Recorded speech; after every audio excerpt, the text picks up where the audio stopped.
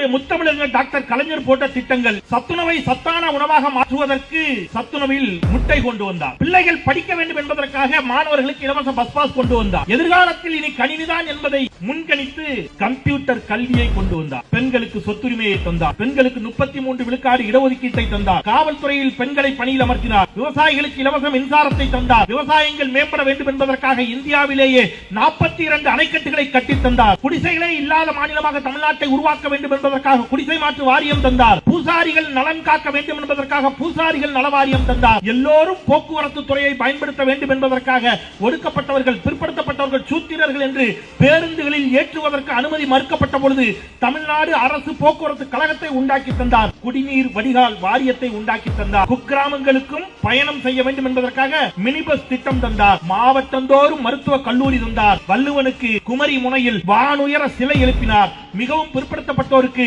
இடஒதுக்கீட்டை தந்தார். இஸ்லாமியர்களுக்கு உள்ளிட ஒதுக்கீட்டை தந்தார். பழங்குடியினருக்கு இடஒதுக்கீட்டை தந்தார். அருந்ததியின சகோதரர்களுக்கு உள்ளிட ஒதுக்கீட்டை தந்தார். எல்லோரும் சமமாக வாழ வேண்டும் என்பதற்காக பெரியார் நினைவு சமத்துவ புரங்கள் தந்தார். தமிழ்நாடு முழுவதும் பாலங்களை கட்டி தந்தார். சென்னையில் ஏராளமான கார் தொழிற்சாலைகளை கொண்டு வந்தார். சிப்காட் தொழிற்பேட்டைகளை தந்தார். தமிழுக்கு செம்மொழி அங்கீகாரத்தை பெற்றுத் தந்தார். மாநிலம் முழுவதும் ரேஷன் கடைகளை தந்தார். அம்பேத்கர் பெயரில் சென்னையில் சட்டக்கல்லூரியை தொடங்கினார். அம்பேத்கர் பெயரில் சென்னையில் அம்பேத்கர் சட்ட பல்கலைக்கழகம் தந்தார். பெருந்தலைவர் காமராஜருக்காக நினைவிடம் கட்டி தந்தார். வேளாண் பல்கலைக்கழகத்தை தந்தார். பயோடெக்னாலஜி பார்க் தந்தார்.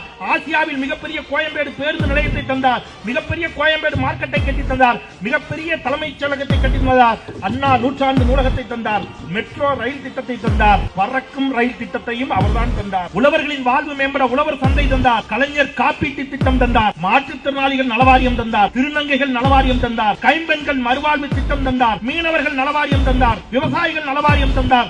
மகளிர் வாழ்வு மேம்பட மகளிர் சுய உதவி குழுக்கள் தந்தார். அவசர உதவிக்கு அவசர ஆம்புலன்ஸ் 108 தந்தார். மூவலூர் ராமாமிர்தம் அம்மையார் நினைவு திருமண உதவித்தொகை திட்டம் தந்தார். தமிழ்நாடு முழுவதும் பல்கலைக்கழகங்களை உண்டாக்கி தந்தார். சேலம் இரும்பு தொழிற்சாலையை, இரும்பு உருக்காலையை தந்தார். மதுரையில் சென்னை உயர்நீதிமன்றத்தினுடைய மதுரை கிளையை கொண்டு வந்தார். அனைத்து சாதியினரும் ஏன் அர்ச்சகர்கள் ஆகக்கூடாது என்பதற்காக அனைத்து சாதியினரும் அர்ச்சகராகும் திட்டம் தந்தார். எத்தனை திட்டம்? 50 திட்டம். Very good. இது நேரமின்மையின் காரணமாக 50 முத்தான திட்டங்களை மட்டும் எடுத்து வந்தேன். ஃபுல்லா பேசணும்னா நான் விடிய விடிய சிவராத்திரி மாதிரி இங்க மேட்ட போட்டு பேசுவேன்.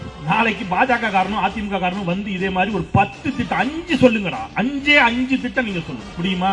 முடியாது. இந்த திட்டத்துல ஏதாவது ஒண்ணு நீங்க பலன் பெற்றிருக்க மாட்டீங்களா? கலைஞர் காப்பீட்டு அட்டை இல்ல, மகளிர் சுய உதவி குழுவால பயன்பெற்றிருக்க மாட்டீங்க, போக்குவரத்து கழகத்தால பயன்பெற்றிருக்க மாட்டீங்க, உங்க சொந்தக்காரன் யாராவது ஒருத்தன் டைட்டில் பார்க்ல வேலை பார்த்திருக்க மாட்டான், குடிசை மாற்று வாரிய குடியிருப்புல நீங்களும் உங்க சொந்தக்காரங்களும் யாரும் இருக்க மாட்டீங்க. மனசாட்சியை தொட்டு பேசும் ஒரு இனத்தின் மாபெரும் தலைவர்.